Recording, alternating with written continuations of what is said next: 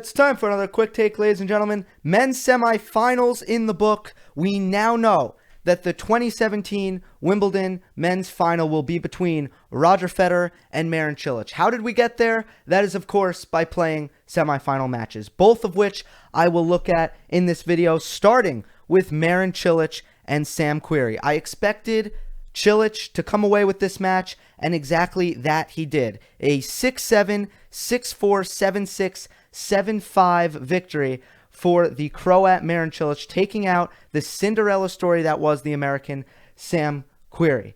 It felt like there were one of two things happening in this match. Either the match felt very, very even, or the match felt tilted in Marin Cilic's favor. At no point in the match did you really feel like Sam had the upper hand. But let's go chronological here before I talk about some overall overarching tactical factors in this match. So the first set was clean as a whistle. Really impressive stuff by both guys. Clean hitting, very low unforced errors, high first serve percentage. All of these factors resulted in 0 break points in the first set. First set breaker, again, back and forth, a couple of mini breaks, but we'll pick up action at 6-all. At 6-all, first, Cilic thinks he has an ace. Querrey challenges, he wins the challenge, and then when Cilic is about to hit his second serve, there's a medical emergency in the crowd. It takes a couple minutes to escort the woman who was having trouble, escort her off, out of the stands to get some help. She looked okay, by the way. But that's a first serve for Cilic. Cilic makes the first serve. It's a rather weak return, but Cilic misses an easy backhand. Backhand unforced error. Now, set point for Querrey, another easy Cilic backhand error. So, same thing, kind of a carbon copy. 2 points in a row, easy backhand errors by Cilic, and he throws away that first set tiebreak. I wonder if he kind of lost focus there from the medical emergency. Regardless, he hit some really huge backhands in the first set, but after those two backhands that went awry, I do think it kind of haunted him for a little while. It lingered for a little while in this match, and you saw Cilic a little bit more tentative, tight on the backhand wing. I did say my prediction for this match was that Cilic would win in 4, Querrey would win a tiebreak with no breaks of serve. That's exactly what happened in the first set. Cilic kind of hiccuped and gave Sam Querrey the first set in a tiebreak. In the second set, Cilic really took control, and he really started getting the better of the play. He had a break point in the first game. He had a break point at 2-all, and then finally he cashed in on a break at 3-all, and he serves out the rest of the set. And the third set goes back into a tiebreak. This time, it's 4-3 Cilic. Querrey makes a backhand unforced error. Querrey makes a forehand unforced error, giving Cilic a match point. Then Cilic hits a forehand first strike winner following up his serve. So, again, it's errors, lapses in steadiness. This time it was Querrey, so Cilic takes a third set tiebreak. In the fourth set, both guys holding serve, and at 5-6, Cilic breaks to win the match. Querrey double faulted on the first point of this game. He then followed it up with a service winner. Querrey then made a forehand unforced error. Now at 15-30, Cilic plays a really good aggressive point, and Querrey floats a backhand long. Cilic at match point now really tightens up and dumps a slow backhand into the net. 30-40, one last chance now. I wonder what would have happened if Querrey could have served this out and forced the tiebreak. It could have been very, very interesting. But Cilic hit a sublime forehand return, followed it up by a huge inside-in forehand winner, a poetic way to end the match for Marin Cilic, and he comes away with the victory. Couple things that stand out on the stat sheet. 25 aces for Cilic, 70 winners to 21 unforced errors. Unbelievable. Total points won for a match that felt really, really close. Didn't feel like Querrey might win, but felt very, very close. Total points, 150 for Marin Cilic, 120 for Sam Querrey. Huge disparity. What that tells you is that Marin Cilic was holding comfortably. Sam Querrey holding, yes, he was holding, only got broken twice, but they were not, or 3 times actually. 3 times Querrey got broken, but it was oftentimes uncomfortable. He had to save a lot of break points throughout many of the sets, and he did what I thought he would do. The only way he could have won this match is if he, was really, really clutch, won 2 tie breaks, and maybe stole a break from Cilic and served out 1 set. And there was too much that had to go right for Sam Querrey now. Now, we talked about the backhand, and he continued to hit the backhand really, really well, down the line especially. However, the tactics sort of came back to haunt him. Querrey, much more aggressive on the backhand wing at Wimbledon so far. It's been a blessing for him. However, I'll start with this. The 2 guys who have the best backhand down the lines, the first guys that come to mind are, of course, Andy Murray and Novak Djokovic. But they are so fast that if they don't hit the shot perfectly, if it's not an outright winner, if it doesn't force an error, if it doesn't stretch their opponent out, they are fast enough that they can recover. Sam, went back to the well with his backhand down the line many times, as he should, but Marin Cilic hits his running forehand cross court really, really well, and he was burning Querrey, anticipating the backhand down the line. I don't think Querrey went cross court enough with the backhand.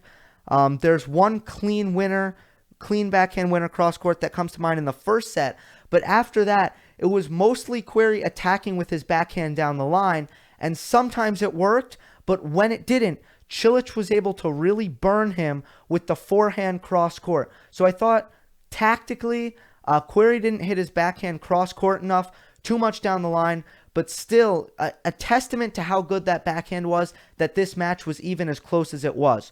Querrey has the serving advantage with 80%, maybe 90% of the players he plays. Querrey will have a clear service advantage.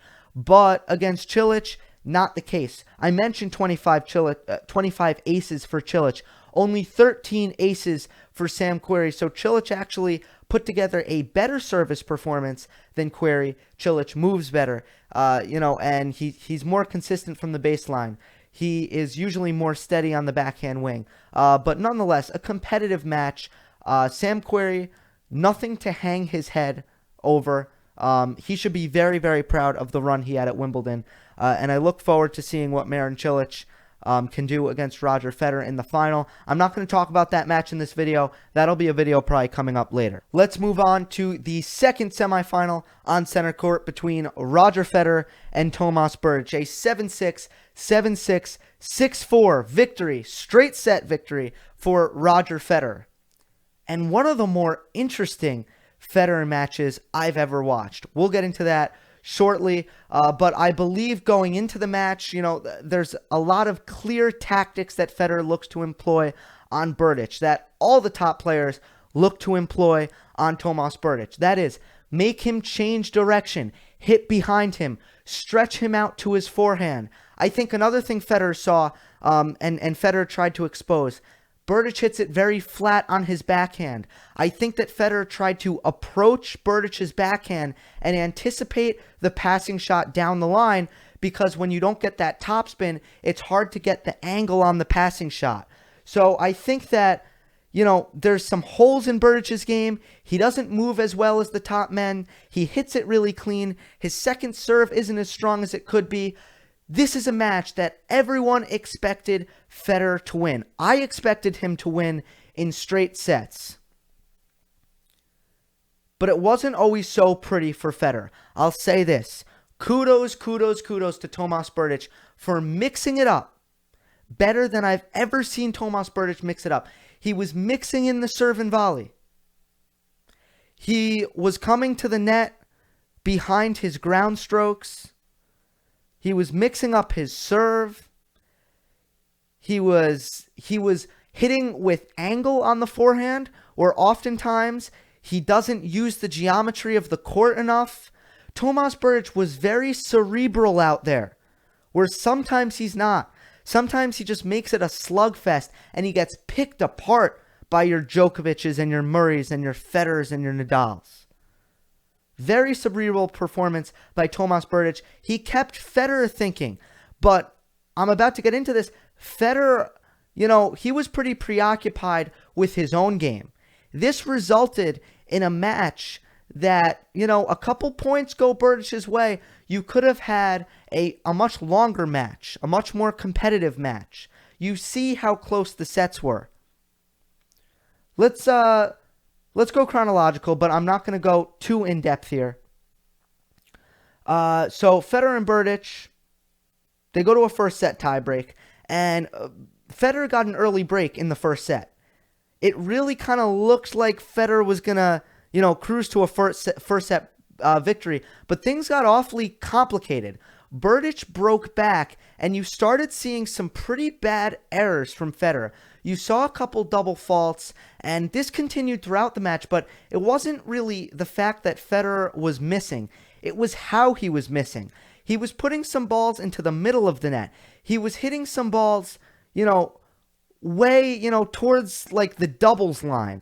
He was missing balls by a lot more than we're used to seeing. And he was very unsteady towards the end of that first set after he got broken back by Berdych, when we were expecting him to serve it out without trouble. It goes to a breaker, and Federer, he settles down. There are a pair of mini breaks in the breaker, but eventually Berdych steps into a mid-court easy forehand. He makes an error on that forehand. That's all Tomas Berdych needed. That's all Roger Federer needed, and he wins the first set breaker. In the second set, Federer had a lot of trouble with his forehand, and I think he got so frustrated with himself, with his forehand, that he kind of got away to his attacking style. He got away from coming to the net because he was just kind of looking for opportunities to hit the forehand.